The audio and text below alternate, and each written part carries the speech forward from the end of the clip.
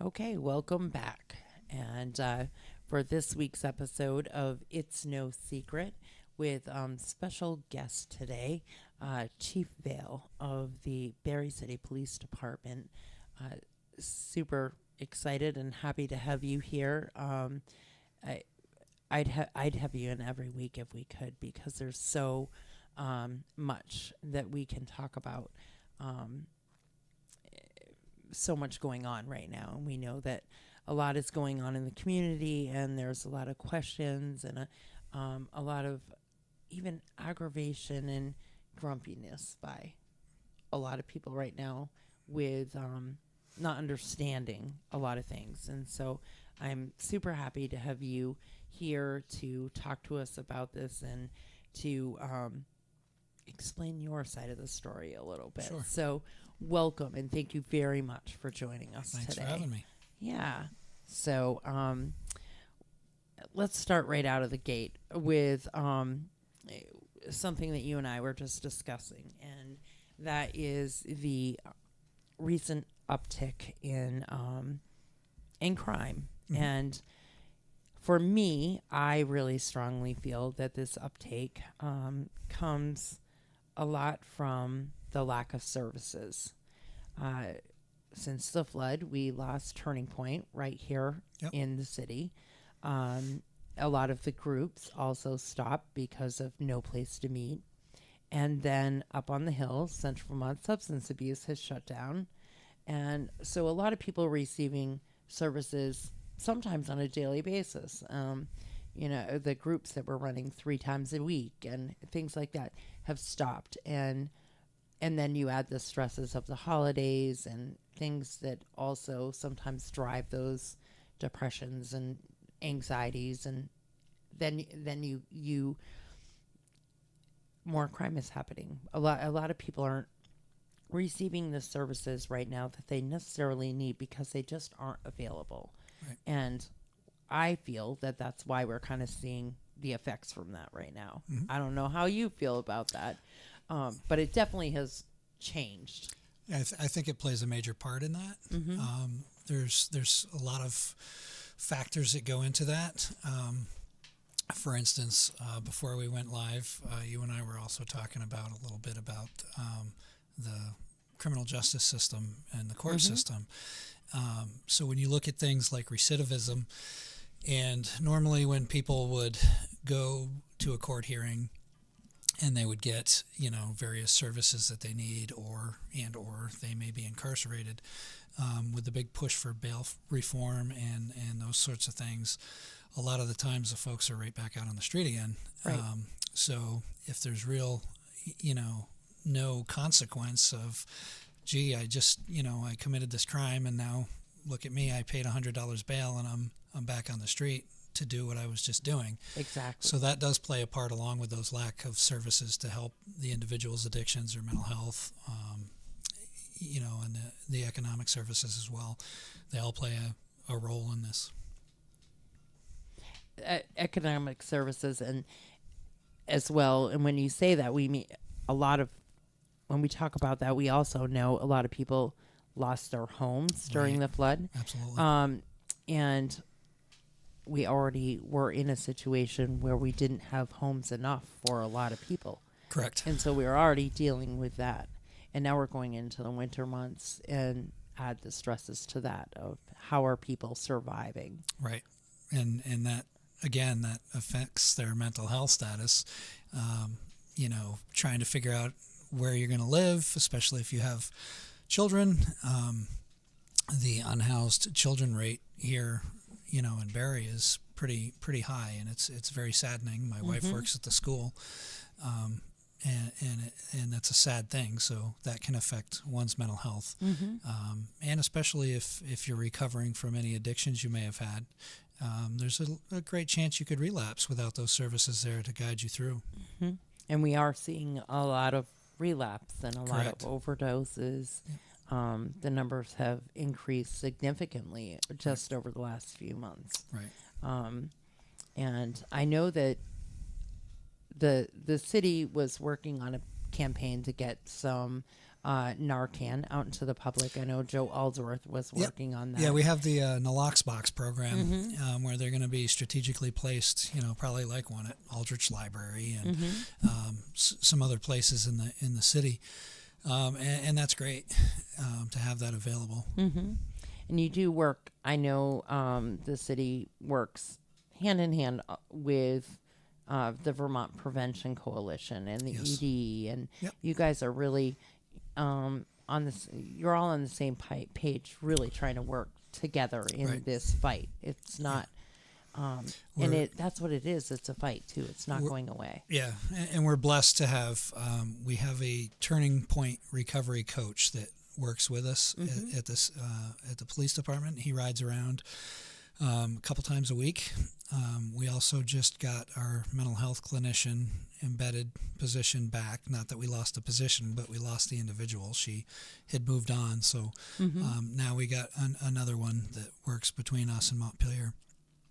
So they work hand in hand, and they're really great to provide the resources in real time with the officers, instead of just handing somebody a card and say, oh, this person will get back in touch with you. Right. It's, hey, let me introduce you to so-and-so.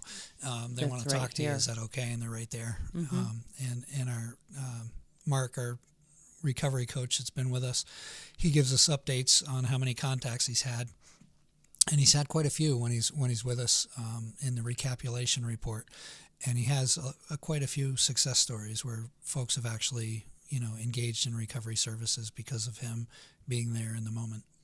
Which is awesome. I love that there's that connection. That's new. That's not something. Yeah, that's new. Happened. That's new. Bob Purvis, that runs Turning Point, had gotten a grant for that service to provide that to work in correlation with police departments. That's awesome. I did not know. I knew about the recovery coaches in the ED, but I did not know that there was one available with the department as well. Unfortunately, it's only two shifts a week, but he's always available for the connection as a resource as well, through referrals and whatnot. So it works really well.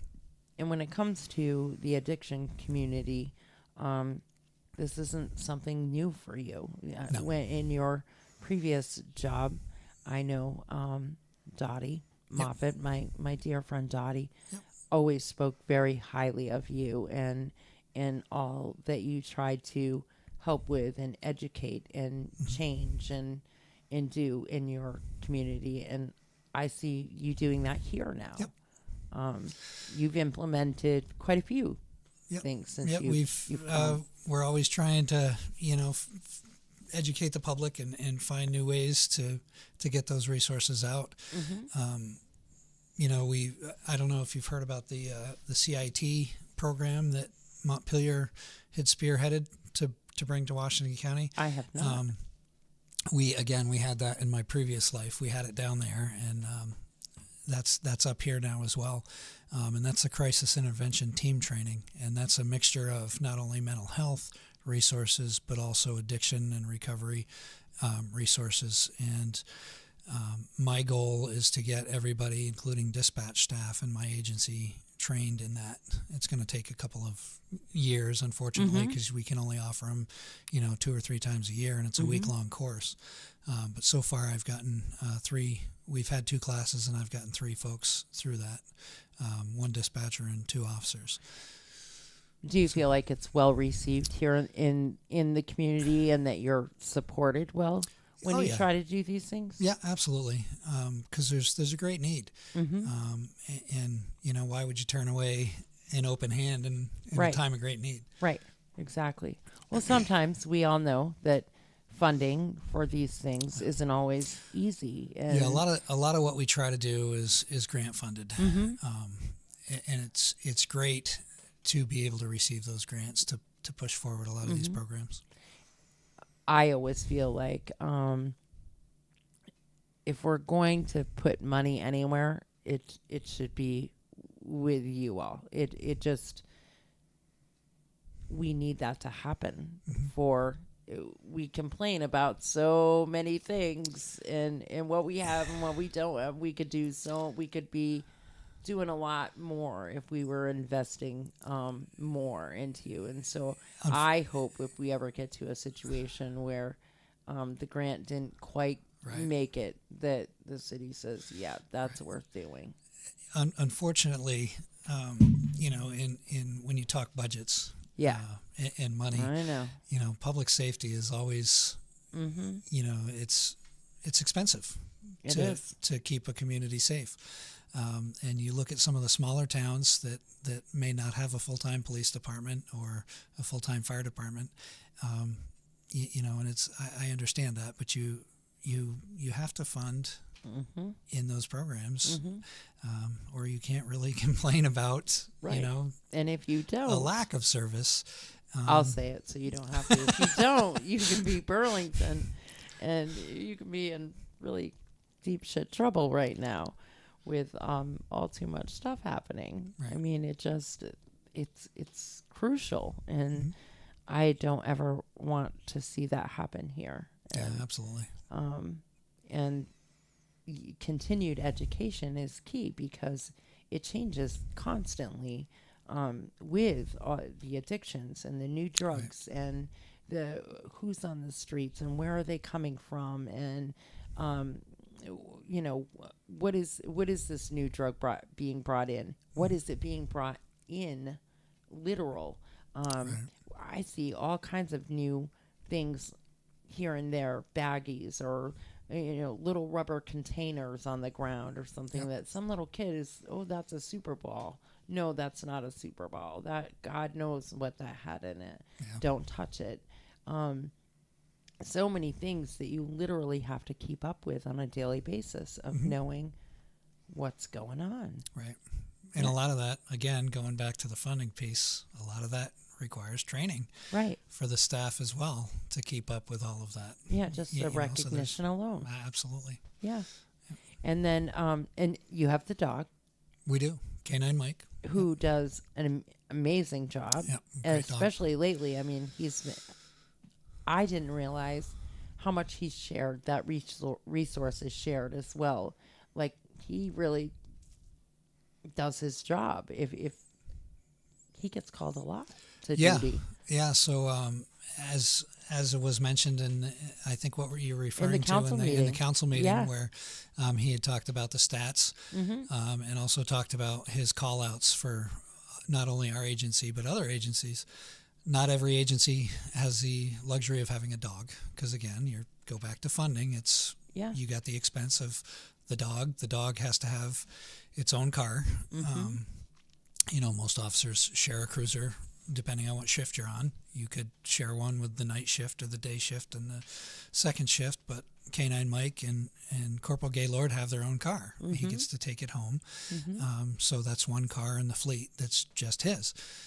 So it is quite the expense, but public safety relies heavily on mutual aid. So we help our neighbors, and likewise they help us. Barrytown has a canine, and if Corporal Gaylord's not available, or sometimes it requires two canines, we're always constantly helping each other. And Montpelier, and they have a dog as well, and we go back and forth with them, and Northfield and Berlin, so it's a lot of work. Yeah, we're lucky. Right. We're lucky to have that. It's a true asset for sure. So we'll talk about Canine Mike and the addiction and troubles that we're having here now, the crisis that we've been struggling with that for years, and now more so than not the overdoses, but the crime. Right. The crime is the biggest deal that I see in the community on a daily basis. I am the moderator of far too many pages. I sometimes think I've lost my mind to say, sure, I'll do that one too. But the biggest complaint and the biggest, you put an article out there, even on Aired Out, you put an article out there that Kyle Pickett was arrested. Right. Finally, he's arrested. They lock him up, throw away the key. But nope, the police are going to catch and release him. So I want to clear it right now with you here so that you can tell people yourself that you have nothing to do with the release part. Correct. You can only catch. Correct. What the police do is the police investigate the crime and bring forth the charges to the state's attorney's office. Mm-hmm. And even there, when you talk about bringing forth the charges, for instance, I could give you a citation into court that says littering on it, and when you get there, the state's attorney could change the charge, meaning it doesn't matter what I put on the thing, but it's just to get you. It's kind of like an invitation into court. Mm-hmm. So we present the case based on probable cause, the elements of the crime. It goes through the state's attorney's office. They bring forth the charge and present it to the court. Then the judge, who sits on the bench, has the ability to do the sentencing or release or hold without bail or give ridiculously low amounts of bail or no bail. Mm-hmm. And lately, unfortunately, we've seen a lot of I'll call it an anomaly of individuals that in our perception should have been either held or should have had stiffer consequences and stiffer conditions set forth on them, where they're right back out on the street again. Mm-hmm. And it does get frustrating. And you don't have anything to do with that either, the conditions. You don't. No, nobody says, what do you think, Chief Vail, we should do with this guy? Right, Nobody correct. says that to you. The judge sets the conditions. Mm-hmm. So, and they're called conditions of release. Mm-hmm. And basically, we know them as numbers, like the common ones are 1, 2, 3, 17, and so on, which just says, you shall appear in court when you're told. You got to let your attorney know where you are at all times. You shall not purchase, possess, consume alcoholic beverages if it was an alcohol-related crime, mm-hmm. or drugs if it was a drug-related crime. So you get released on either no bail or low bail, and say you have an addiction, and you go back out, and you have these conditions. Then you get caught again, and we violate you for those conditions. Mm-hmm. You get brought back before the judge, and what do they do then? It's just the conditions. So mm-hmm. they set the same conditions, and it's like, don't do that again. Right. So it's this constant resource suck, if mm-hmm. you will, that we're constantly engaged in. Mm-hmm. So there's a lot to that, mm-hmm. and it is frustrating. Yeah. It's frustrating for everyone, and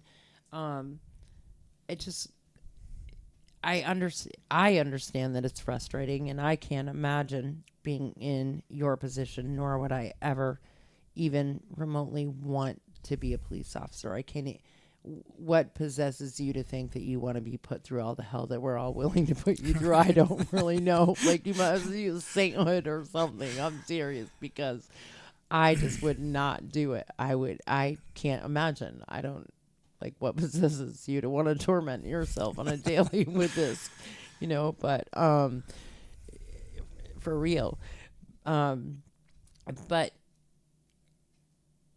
when it's got to be tough too, because I think that we have to also recognize that you have these frustrations, but you're also human.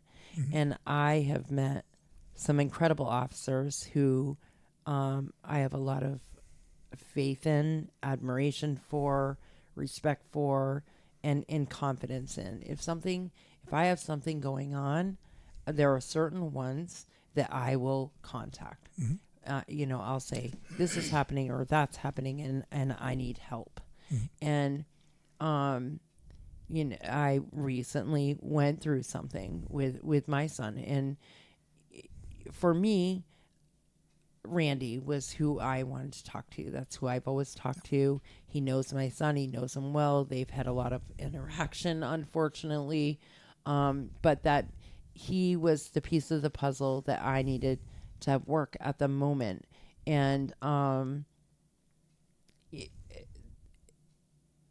but because I know that he knew him, and I know that there is still a personal side of it where even though you're a police officer, you can have heart, and you can say, oh, I know this guy could make it. I know this kid could be doing something totally different. And,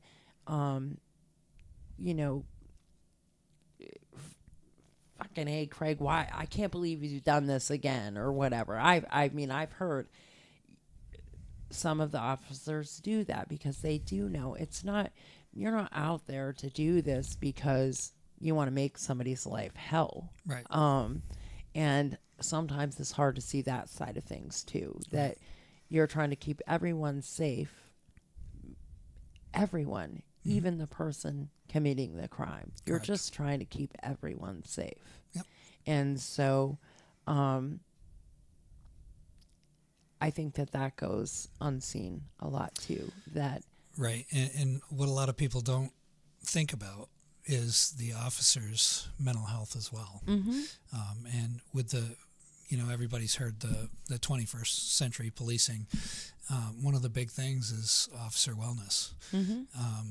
And the frustrations that we talked about weigh on the officers.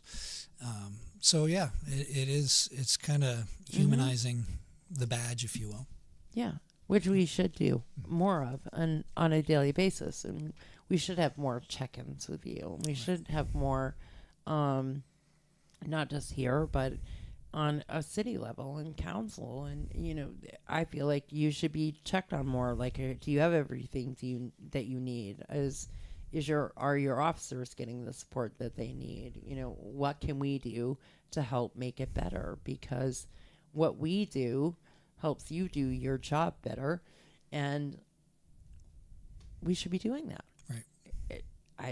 It blows my mind sometimes that we're not. And I really think we do a better job here than some places, for sure. Oh yeah. By far. Definitely way better than Burlington. But and I'm very grateful for that. But I feel like, especially lately, there's a really bad rap when I read things, and I think to myself, when you read that stuff, how incredibly frustrating that must be to know that I just busted my ass to solve that case. That took months of investigating and months of talking to people and scoping places out and really understanding what's happening before I went in there and did my job. And then to read literally maybe even only 30 minutes later, because I know you get back to the department, you've got the suspect, you call the PO or the judge or whomever, and they say, bring him here or there, hold him overnight, or cite him and let him go. That is not up to you. You get him in the car. You did your part. Yep. That's it. That's where it ends. Yep. And people just don't know that. Right. And there's it goes even deeper than that. There's what's called rules of criminal procedure. So we're bound by what's called Rule 3, when we can and can't arrest, those sorts of things. Likewise, there's some legislative pieces that the court system has to follow as well. Now, mind you, with those bail reforms and the judges, they have some leeway that they could go either way. So, we try to hope that everybody works together when needed. Obviously, if you have somebody that is problematic and could benefit from either being incarcerated or having stiffer conditions or penalties, that they're getting that. And the frustrating part is when they don't. And we've had, over the course that I've been here, I've seen some names over and over again, and I just say to myself, didn't we just deal with this individual yesterday or last week? What's going on? And there's been times where I've picked up the phone or sent an email and said, look, can we do something different here? Because this is the third or fourth time that I've seen this name, and my officers are continually dealing with this person, and sometimes, unfortunately, the behaviors are escalating. So I'll try to put out a preface with the powers that be on the other side of the criminal justice system and say, look, can we figure something out here so we're not dealing with them and they're not coming across you folks as well. Sometimes that works and sometimes it doesn't. Yeah, unfortunately. Yeah. And I knew that. So I knew that this would come up. So housing authority Correct. properties. Yep. There have been one recent local bust in a residence that is owned by the housing authority, Correct. and there are troubles in many of those locations. So I just want to touch on and make it clear also that it's not up to you whether that person gets kicked out of that place for good. I mean, Correct. that's not something that you can do. Correct. Again, there's a couple moving pieces there. We can provide the information to the Barre Housing Authority, and they have to bring forth the evictions. Then it has to make it through the court system, and we're back to the court system again. Fortunately, some of the COVID stipulations where they were putting a halt to all the evictions are loosening up. But it's still a process that has to follow the judicial process through the court system, so it does take some time. But yeah, it is frustrating, and we do try to get that information up to the Barre Housing Authority. Sometimes they're already aware of what's going on. We're working closely with them on some things, and then they have to pick up the other end of the stick and get the individual or the individuals responsible for that behavior out of the projects. Right. And in the meantime, the only thing that you can do is do what you do on a daily anyways, and that's just be aware of what's happening. You know what's happening, and so you can go there if there's a report. You can but you can't stalk somebody. You can't go knocking on that guy's door every day saying, are you behaving in there? You can't do that. There's actually a law against that against you. I mean, you cannot do that. You would be considered harassment. The whole case would be thrown out, and everything that you worked for wouldn't matter anymore. Yep. You can't do that. Correct. And so, and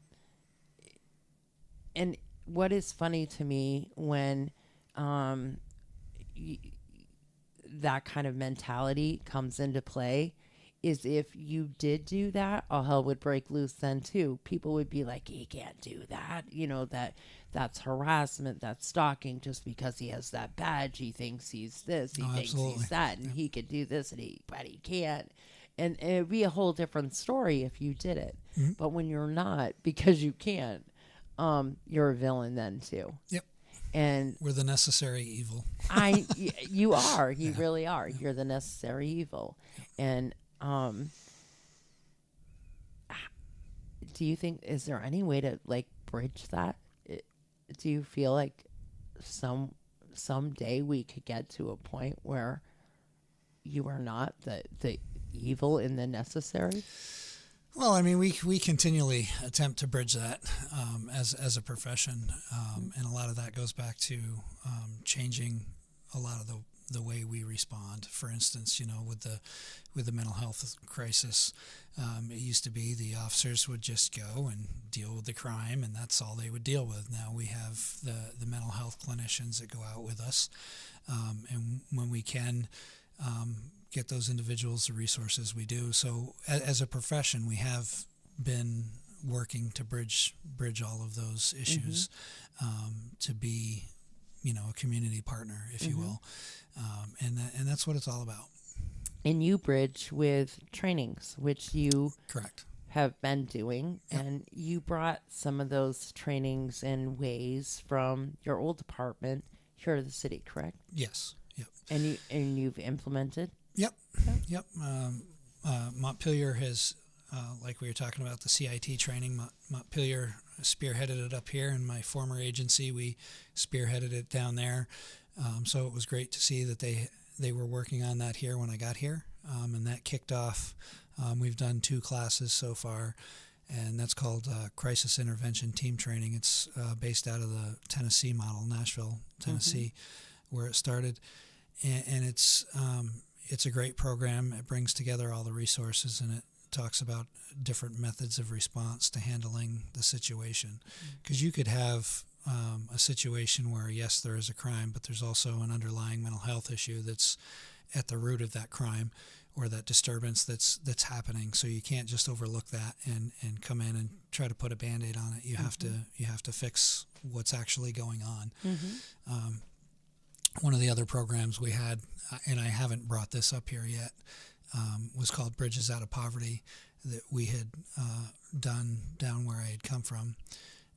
And that, when all the officers go through that training, it kind of puts a human lens on things to understand what's actually driving those individuals. And I'll give you an example on that. You can have somebody that's living in poverty, has a vehicle, and goes to work every day, but they may not have the ability to have the money to put tires on their car. So they're running around with bald tires, and therefore it doesn't pass inspection. So an officer stops that individual, and they may give them a ticket for vehicle not inspected. Well, they couldn't afford the money for the tires to get the car inspected. They certainly can't afford the ticket, so they don't pay the ticket. Then their license goes under suspension, and now they're starting to get tickets. Then they're going to get a ticket right, for driving without a license. Exactly. So it's on and on and on. So sending the officers through that program, you know, it just opens their eyes to what's actually going on with those individuals. And again, like I said, I haven't brought that here yet, but I'd like to get that started as well and have all the officers go through that training. Which would be awesome. And when you're with an individual like that, it gives you even another opportunity to say, here's a service that we know about. Maybe you could contact this person or that person, and these people can help. Because that is one thing that I think that we do is that we do try to provide as much as we can. I think we come from a good community where many are willing to help often. And we're fortunate in that way, because it's certainly not the case everywhere. Correct. I mean, when I say things that are happening here, even as far as fundraisers or events that we're doing to a couple of friends that live out of state, they've never heard of such a thing, nor would they do something in their big city where they live, or it just doesn't happen that way. So we're kind of we are very fortunate that we're it's a great community, able to do that. So the vigil that we just had, I know that when you were in Hartford, you also had a lot to do with that with Dottie as well. I think was she doing it then too? Yep, she was the overdose awareness. I really want to do that here in the city. I hope to be able to do it next year. I wanted to do it this year and was just about to ask, and the flood happened. And so no, never would I have asked. But that's something that I would really love to do here. And I would love for you to be a part of that, since you certainly know a lot about the nuts and bolts of that. And the awareness of that, I always say, the first year I watched it online, the first year I ever saw it or was aware of it after meeting Dottie, I watched it online. The second, third, and fourth year I've gone in person. There is nothing like being there in person. And hearing all the names. And hearing all the names. And hearing people's stories. Yeah, and even last year, a name was read, and a very young girl was carrying her daddy's urn, and she walked up with his urn and lit his candle. And I didn't think I was going to be able to get myself under control after that. But because we can't load everybody from treatment court up into a bus and drive them down there and have them attend that, because I think it's important. I think it's important to see that treatment court is a huge opportunity for you to get the help you need, get the support you need, and, well, quite frankly, get your shit together. Right. Because this is where you could be, and this is where your family can be. And I think the biggest takeaway of it is the family, all the people that are there mourning. It's so much different than a funeral, even. Yeah. When you can have a true understanding of so many people. Dottie read over 550 names this year. Yep. We usually, I imagine she's still doing it that way. I'm not sure how she's doing it. When I was there, we would always kick it off with our department, going over the stats for the year, Yeah. And what we were responding to, and then they would get into reading the names, Yep. and finishing with the candle lighting and all of that. Yeah. It's and there's always so many, people come and they speak of their struggle and their fight, and it's inspiring and encouraging to hear them. And as a community member, it brings a reality of what's happening. Right. You don't look at them in the same way. You really feel that the fight in them and the struggle in them and the heartbreak in them, that this is real. This is literally every single day a full-time job to get up and say, all right, I'm not going to do this today, but what am I going to do? Mm-hmm. And I wish we could bring 1 million more services here for people. I don't think we have nearly enough. And definitely in our county, Washington County, I think we're lacking big time. And sober living is lacking big time. Yeah. The services. But when we start talking about that we're going to house people again for the winter and in the hotels, and I mean, my mind first always goes to, yes, I feel horrible for them, but my mind always goes to, here we go. I can't, like, the job that you do on a daily is now just going times 10, because we know that the calls are a lot and great when this happens. And I wish more than anything we could set up shop in every hotel lobby and have services right there. Yeah. Daily meetings and check-ins, and do a class on how to take care of your checkbook or pay rent. A lot of people have never had those experiences. My son's 31 years old. He has never lived on his own. He has lived here or in a sober living home. He has no clue. When we talk about what he's going to need to fork over for groceries on a weekly, his response is, it doesn't cost $100 for a Gatorade and cold meat. Well, first of all, you get way more than that, but you have no clue what anything costs. Right. Like, no clue, because they've never had to do it. It's never been a learned thing. And shame on me, too, for never demanding that out of him. Yeah. Even if I did demand, I don't think it ever would have happened. I think we would still be in the same spot, or he would be homeless and staying in one of the hotels, and then he'd be your problem and not mine. And, right. That's kind of not going to work for me either. But I just have to, I really strongly believe that if we were more in tune with the fact that years ago we lost a lot of things. We lost a lot of things in school and home ec, and, we stopped doing all of these things that we used to do that are super, super important. Yeah. That if a lot of these kids do, thankfully, at least he knows how to start a washing machine, or cook something on the stove. He does know that, but not everybody does. And to have those experiences and learn how to take care of yourself and learn what we think are little things are actually big things. There are things that they may not ever have known, may have never been taught. They may have come from the same sort of lifestyle, and this is all they know. Yep. The hustle, which means stealing to get what you need. And they're great at hustling, but that's it. And we can change that as a community. Mm-hmm.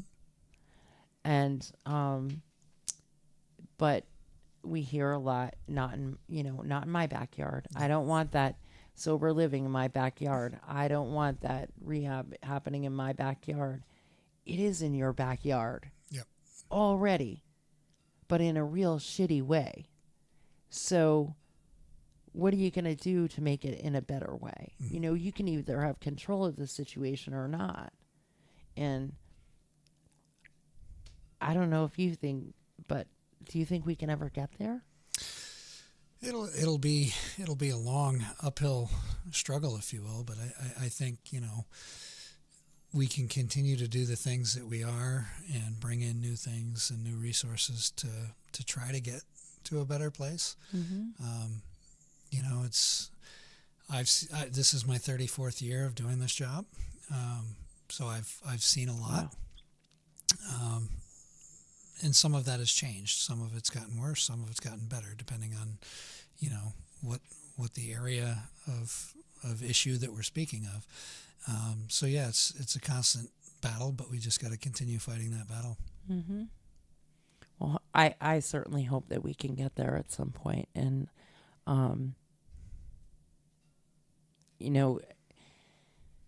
I certainly have hope that we can get there at some point, that we can say as a community that we can be somewhat accepting of, we don't have to accept the behavior, just accept that this is a person that needs our help and work together to change the behavior.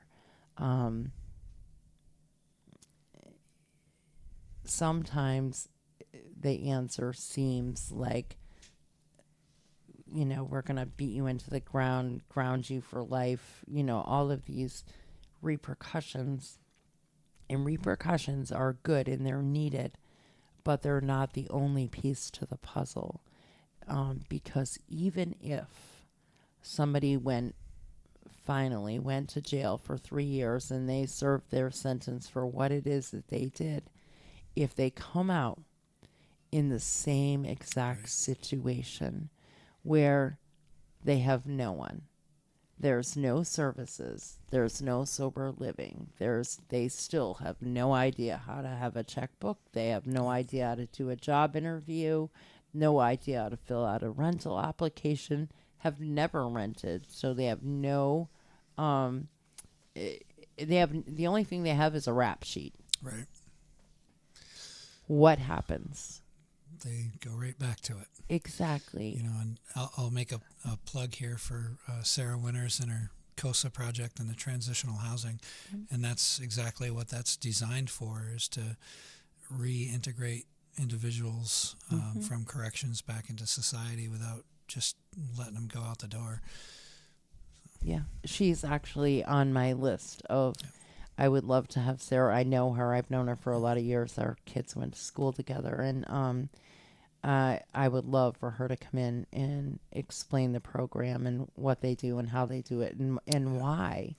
And I wish we had 10 more spots for her to be. Mm-hmm. And it is, we talk about housing crisis and we talk about homeless, but this is the majority of the homeless population. Yeah. And so having programs like she has and really focusing on being a part of society in a different way needs to be the bigger piece of this puzzle, or it's not going to matter how long anybody goes to jail. Right. We're going to be right where we are right now. Right back at it. Yeah. Yep. It's discouraging, for sure. And it's frustrating. Yep. And I don't know how to get there. All I can do is try to encourage the community I'm in every day to, like I said, not be accepting of the behavior, but being accepting of the fact that it's here. And we actually can have a lot to do with how it's here. Right. And I hope that we can get there someday. Yep. And I have a little more hope now that you're here, because Dottie always says, if thank you. Dottie always says, if anybody's going to do it, it's going to be Chief Vail. You know, she has a lot of respect and admiration. She was sad that she couldn't be here today, actually. She knows the great work that you do, and even your thought and passion in for the addiction community, not really for the community, but the cause and the understanding of what it does to the community at large, and how we need to maybe train and do things and understand things a little more. Yep.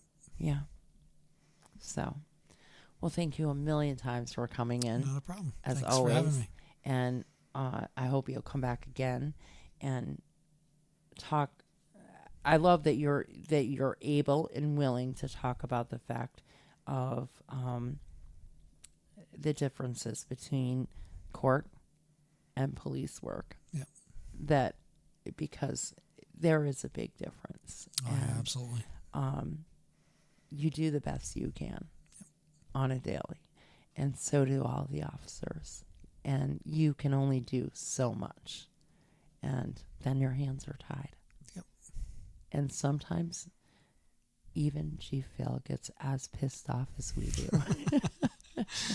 Oh, yeah. It's just the way it is. I just don't let it out. Right. You just can't. You Yep. just can't. Yeah. Yep. But thank you very much for your service and thanks. for all that you do. Appreciate it. And thanks to all of you for tuning in. And we'll see you on Thursday for a second episode of It's No Secret. Thank you all. Have a good day. And